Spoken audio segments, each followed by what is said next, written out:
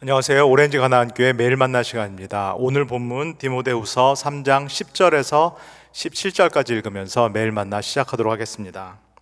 나의 교훈과 행실과 의향과 믿음과 오래 참음과 사랑과 인내와 박해를 받음과 고난과 또한 안디옥과 이고니온과 루스드라에서 당한 일과 어떠한 박해를 받은 것을 내가 과연 보고 알았거니와 주께서 이 모든 것 가운데서 나를 건지셨느니라. 무릇 그리스도 예수 안에서 경건하게 살고자 하는 자는 박해를 받으리라.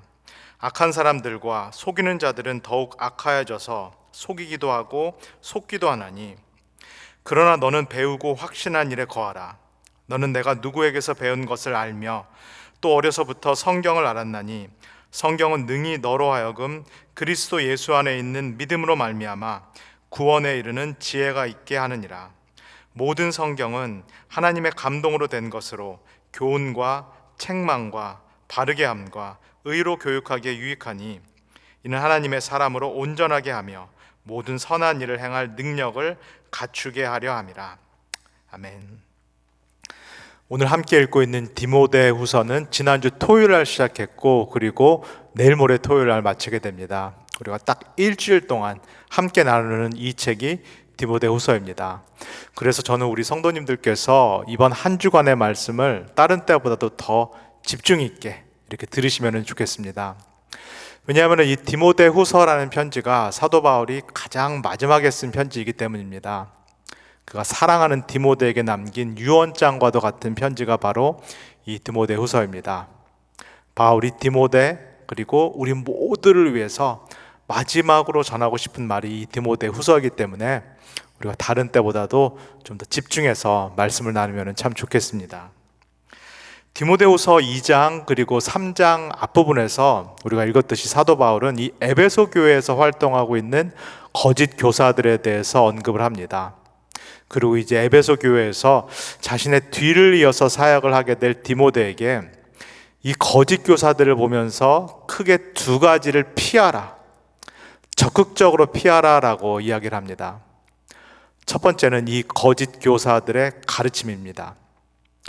하나님의 말씀처럼 들리는데, 성경을 통해서 이야기를 하고 있고 하나님의 말씀처럼 들리는데 사실은 하나님이 말씀이 아닌 거짓된 가르침, 허망한 가르침, 인간적인 생각에서 나온 이 모든 가르침을 적극적으로 피하라라고 권면합니다.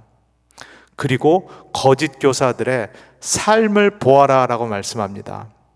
그들이 잘못된 가르침을 전하고 있을 뿐만 아니라, 그리고 그들이 거짓된 삶을 살고 있다. 하나님께 영광을 돌리는 것이 아니라 사실은 자기 자신에게 영광을 돌리고 있고 자기 자신의 사리사욕을 채우면서 성도들을 이용하고 있다는 것. 그래서 이 거짓 교사들의 삶을 적극적으로 피하라, 따라가지 말라라고 사도 바울이 우리 디모데에게 말씀하고 있습니다. 그리고 오늘 함께 읽은 이 부분에서부터 3장 10절에서부터 디모데가 추구해야 될 것, 그것도 적극적으로 추구해야 될 것에 대해서 사도 바울이 말씀을 합니다. 우리 10절을 읽을 텐데 제가 천천히 읽어 드릴 테니까는 우리 성도님들께서 사도 바울이 디모데에게 무엇을 추구하라고 말씀하시는지, 그리고 우리에게 무엇을 적극적으로 추구하라고 그렇게 말씀하시는지 잘 들어보시면 좋겠습니다. 나의 교훈과 행실과 의향과 믿음과 오래 참음과 사랑과 인내와, 밑에 11절의 이 덕목들과 더해서 보면은 총 9가지 덕목들을 사도 바울이 디모데에게 그리고 우리에게 적극적으로 추구하라라고 말씀합니다. 먼저 첫 번째 세 덕목들은 다음과 같습니다. 교훈과 그리고 행실과 의향. 이 에베소 교회에서 활동하고 있는 거짓 선지자들의 거짓된 가르침, 거짓된 행실, 그리고 순수하지 못한 그런 동기, 의향을 따를 것이 아니라 하나님께서 원하시는 올바른 가르침, 성경적인 교훈, 그리고 그에 합당한 행실, 말씀과 삶이 일치되는 그런 행실, 그리고 무엇보다 더 중요한 것, 의향, 의도. 하나님의 말씀을 전하는 이 사역, 교회를 인도하는 이 사역, 다른 사람을 섬기는 이 사역에 자신의 의향, 의도를 늘 점검하라라고 사도 바울이 권면을 합니다. 거짓 선지자들처럼 자신의 영광을 위해서 일하지 말고, 자신의 사리사욕을 채우기 위해서 일하지 말고, 오로지 하나님께만 영광을 돌리고 하나님의 뜻에 합당한 그런 사역을 할 수 있도록 자기 자신을 늘 깨끗하게 비우는, 자기 자신의 욕망을 내려놓는 그 일을 성실히 감당하라라고 사도 바울이 권면을 합니다. 그리고 기독교인으로서 전통적으로 추구해야 될 세 가지 덕목들, 믿음과 소망과 사랑을 늘 추구하라라고 사도 바울이 디모데에게 권면의 말씀을 전합니다. 중요한 것은 이것입니다. 우리가 함께 읽었듯이 이러한 덕목들을 추구할 때 구체적으로 누구의 덕목들을 추구하라라고 사도 바울이 말씀했나요? 올바른 가르침을 추구할 때 나 사도 바울이 전한 올바른 가르침을 추구하라. 올바른 행실을 따를 때 나 사도 바울이 살았던 그 올바른 행실을 따라라. 그리고 올바른 의도, 의향을 가지고 사역을 할 때 다름 아닌 나 사도 바울이 했던 그 의향, 그 의도를 가지고 사역하라라고 바울이 말씀합니다. 이것은 바울이 마치 디모데에게 산교육, 실제로 살아있는 시청각 교육을 하는 것과 마찬가지입니다. 거짓된 교훈, 거짓된 행실, 그리고 거짓된 의향이라는 것이 무엇이냐? 디모데야, 이 에베소 교회에 있는 저 거짓 교사들을 봐라. 그들이 하는 일이 바로 거짓된 가르침, 거짓된 행실, 그리고 거짓된 순수하지 못한 그런 의도다. 그러면 올바른 가르침, 올바른 교훈, 그리고 그에 합당한 올바른 행실, 그리고 그 밑바탕에 자리 잡고 있는 이 올바른 의도, 의향이라는 것이 무엇이냐? 이것이 구체적으로 무엇인가? 디모데야, 나를 봐라. 내가 한 것을 보면은 이것이 무엇인지 알 수 있다라는 말씀입니다. 실로 대단한 자신감입니다. 사도 바울이 지금까지 이렇게 살지 않았다면 절대로 할 수 없는 대단한 자신감에서 나오는 그런 권면의 말씀입니다. 사도 바울이 지금까지 올바른 가르침을 전하기 위해서 분투했고 열심히 노력하지 않았다라면 할 수 없는 말입니다. 그리고 사도 바울이 자신이 전했던 그 복음에 합당한 삶을 살기 위해서 최선을 다하지 않았다면, 자신이 전하는 복음에 걸림돌이 되지 않기 위해서 자신의 삶을 늘 정결하게 유지하지 않았다면 절대로 자신을 본받으라라고 말할 수 없는 그런 교훈입니다.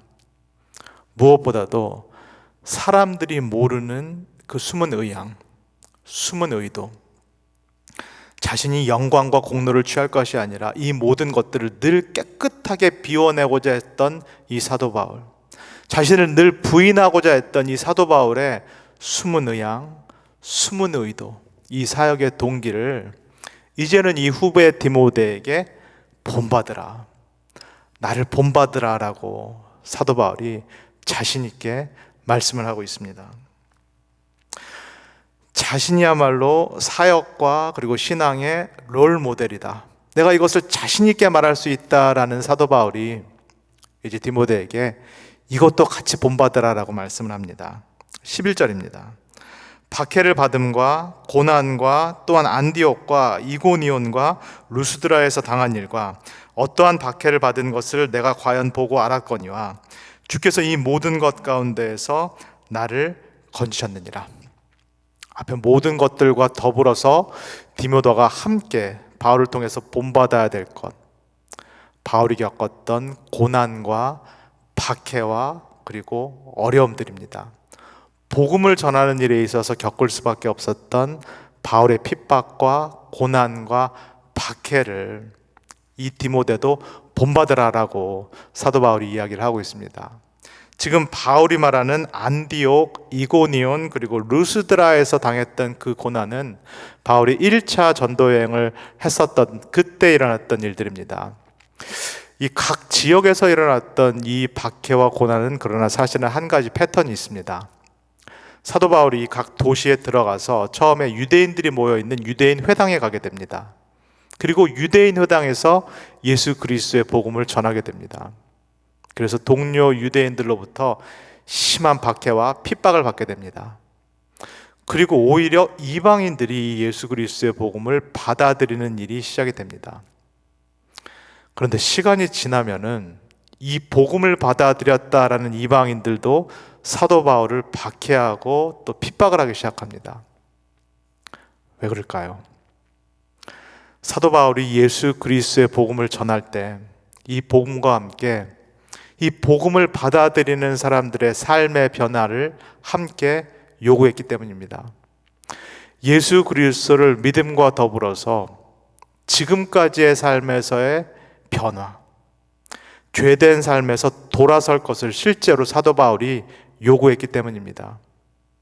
지금까지의 이 관행이라고 여겨졌던 생활 방식, 경제 활동, 그들이 의지하고 있었던 것들, 그들이 맺고 있었던 잘못된 관행, 관계들, 그들이 하고 있었던 언행, 행동, 이 모든 것들로부터 사도 바울이 예수 그리스도를 믿은 사람은 이제 실제로 돌아서야 된다, 변화해야 된다라고 요구했기 때문입니다.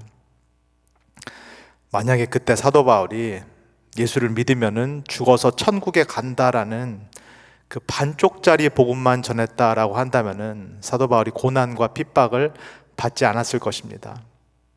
만약에 그때 사도 바울이 내가 예수를 믿었으니까, 그래서 구원을 따놓은 당상으로 여길 수 있으니까 내가 예수를 믿은 다음의 삶은 그렇게 중요하지 않다, 그 다음에 일어나는 삶의 변화, 그 다음에 내가 실제로 살아야 되는 삶, 윤리적인 변화는 사실은 그리스도인의 삶에 있어서 그렇게 중요하지 않다. 만약에 사도 바울이 이렇게 복음을 전했더라면 하나님의 말씀처럼 들리지만, 복음처럼 들리지만은 사실은 유사 복음인 이 잘못된 가르침을 전했다라고 한다면은 사도 바울이 그렇게 고난과 핍박을 당하지 않았을 것입니다. 그러나 사도 바울이 전했던 예수 그리스도의 참된 복음에는 삶의 변화가 포함되어 있습니다. 아니, 사도 바울이 전했던 올바른 가르침에는 행실의 변화, 그 다음에 나의 숨은 동기, 의도, 의향의 변화가 필수이기 때문입니다.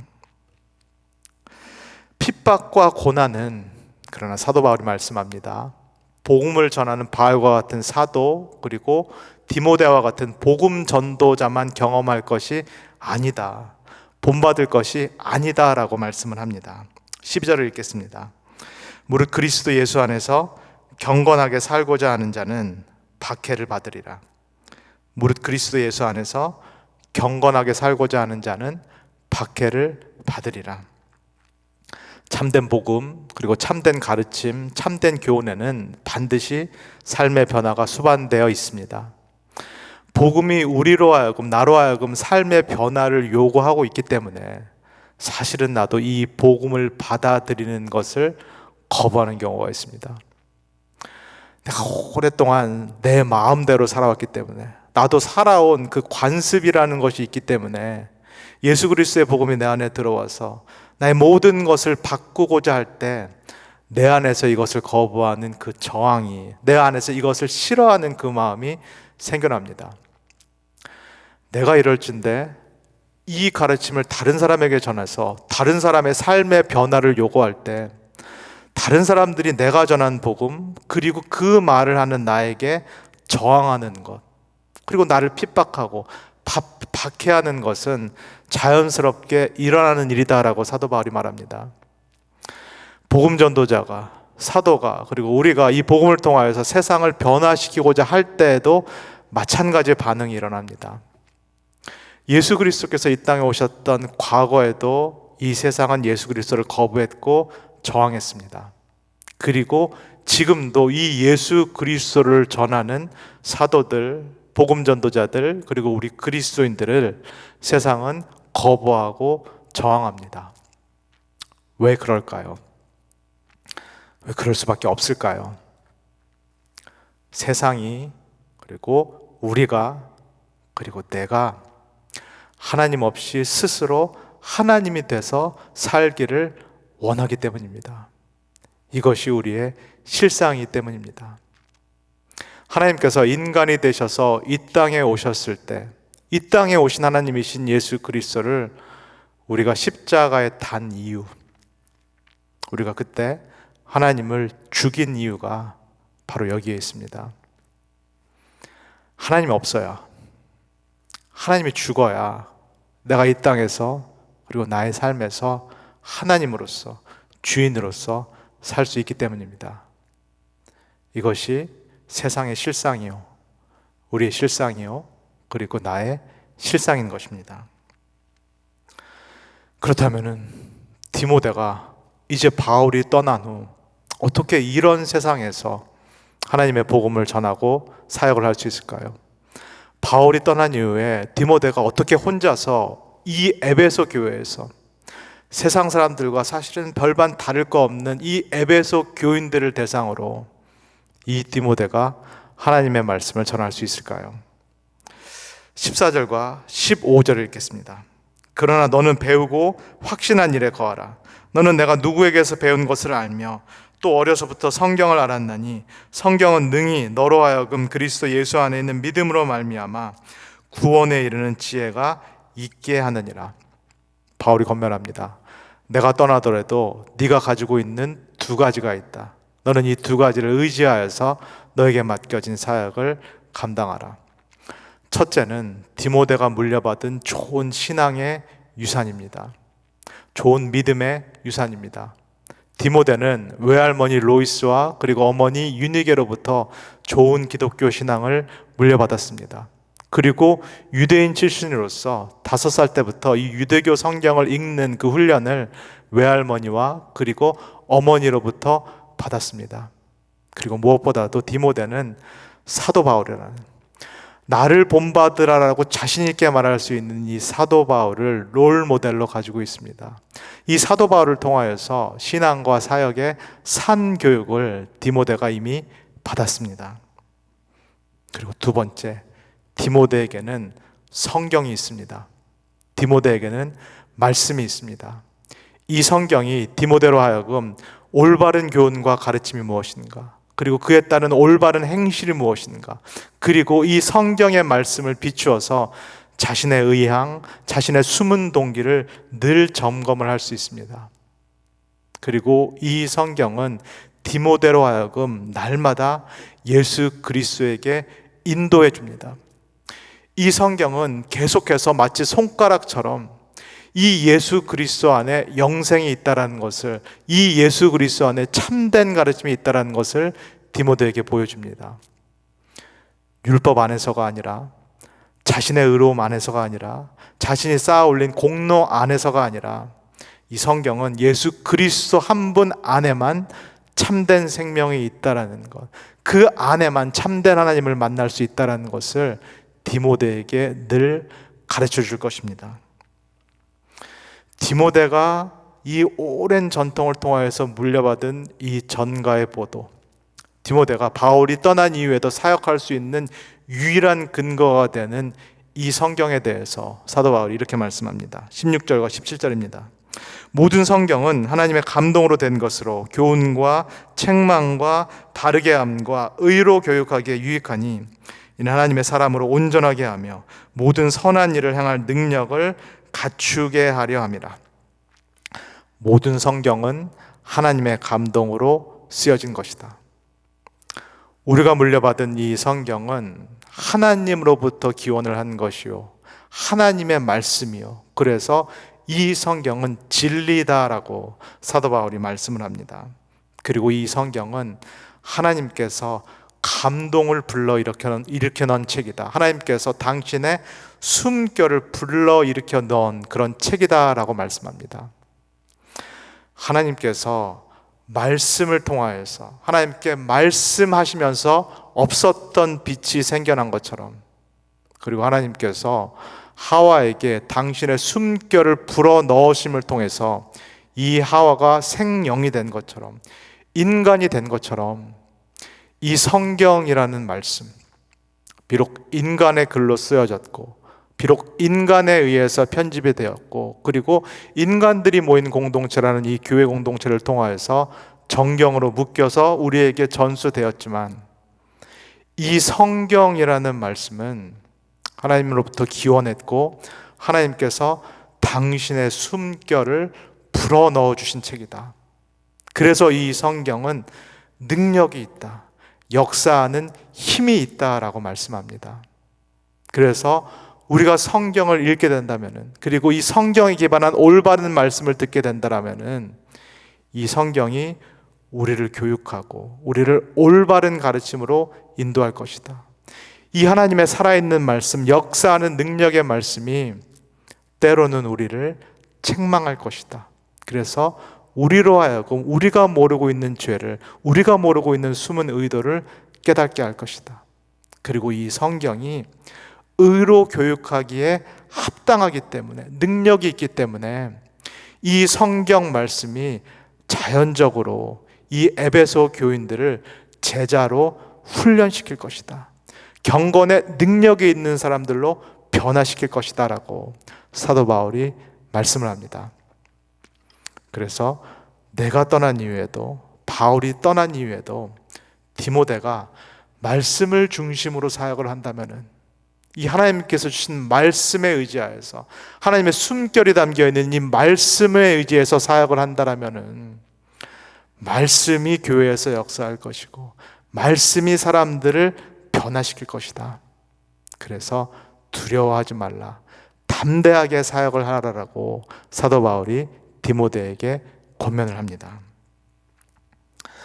오늘 말씀을 마치면서 제가 성도님들께 두 가지 질문을 드리고 싶습니다. 나는 누군가에게, 다른 사람에게 나를 본받으십시오라고 그렇게 말할 수 있을까요? 누군가가 정말로 기독교의 참된 가르침이 무엇입니까? 정말로 참된 그리스도인의 그 행실이 무엇입니까? 그리고 기독교인은 어떤 의도, 어떤 의향을 갖고 살아야 됩니까? 구체적으로 그것이 무엇입니까? 누군가가 나에게 물었을 때 나를 보십시오, 나를 본받으십시오라고 우리가 말을 할 수 있을까요? 디모데와 같은 다음 세대의 크리스찬들이 정말로 올바른 기독교인의 삶이 무엇인가, 가르침이 무엇인가, 그렇게 사는 것이 무엇인가, 롤모델을 찾고 있을 때 나를 본받으십시오, 나를 따라 사시면 됩니다라고 우리가 과연 자신 있게 이야기할 수 있을까요? 둘째로, 우리는 지금 사도 바울이 말하는 것처럼 정말로 성령이, 이 하나님의 말씀이 살아있는, 하나님의 숨결이 담겨있는 그 하나님의 말씀으로 여기면서 그 말씀이 내 삶에 역사하도록 우리를 열어놓고 있는지요. 이 말씀이 내 안으로 들어와서 나를 교훈하고 나를 교육하고 때로는 나를 책망하고, 그래서 나를 변화시켜서 정말로 하나님께서 원하시는 그 사람으로 나를 바꾸어 가도록 우리는 우리 자신을 열어놓고 있는지요. 우리는 단에서 선포되는 하나님의 말씀, 이 설교를 통하여서 내가 하나님의 음성을 듣고 변화를 받고 새 사람이 되어서 정말로 하나님께서 하시기 원하시는 그 합당한 일에 쓰임받는 그 일꾼으로, 제자로 변화될 수 있도록 우리의 자신을 활짝 열어놓고 그 말씀을 듣고 그리고 순종을 하고 있는지요. 오늘 들은 이 말씀을 기억하면서 우리의 마음을 다시 활짝 열어서 하나님의 말씀을 받아들이기를 소원합니다. 우리 안에서 역사하실 수 있는 능력이 있는 그 하나님의 말씀을 우리가 마음 열어 받아들이기를 소원합니다. 그래서 말씀이 우리 안에서 역사하여서 우리도 언젠가는 사도 바울과 같이 나를 본받으십시오라고 말할 수 있는 그날이 올 수 있기를 주 예수 그리스도의 이름으로 간절히 소원합니다. 다 같이 기도하겠습니다. 하나님, 감사합니다. 오늘 디모데 후서의 말씀을 통하여서 다시 한번 올바른 교훈, 올바른 행실, 그리고 올바른 의향, 의도에 대해서 우리로 하여금 깨닫게 하여 주셔서 감사합니다. 하나님 아버지, 날마다 우리가 성서를 묵상할 때, 성경 말씀을 들을 때 하나님께서 우리의 마음을 조명하여 주셨기를 소원합니다. 그 들은 말씀이, 읽은 말씀이 내 삶 가운데, 내 심령 가운데 들어와서 나를 날마다 새롭게 하시기를 소원합니다. 그래서 말씀을 통하여서 변화를 받고 말씀을 통하여서 내가 새 사람이 되어서 하나님께서 원하시는 일을 하는데 합당한 그리스도의 일꾼, 그리스도의 제자가 되게 하옵소서. 그래서 언젠가는 우리도 사도 바울과 같이 누군가가 올바른 교훈, 올바른 행실, 올바른 그리스도인의 의향을 물을 때 나를 본받으십시오라고 말할 수 있는 그날이 올 수 있도록 하나님 우리 모두를 축복하여 주시옵소서. 감사드리며 예수님의 이름으로 기도합니다. 아멘.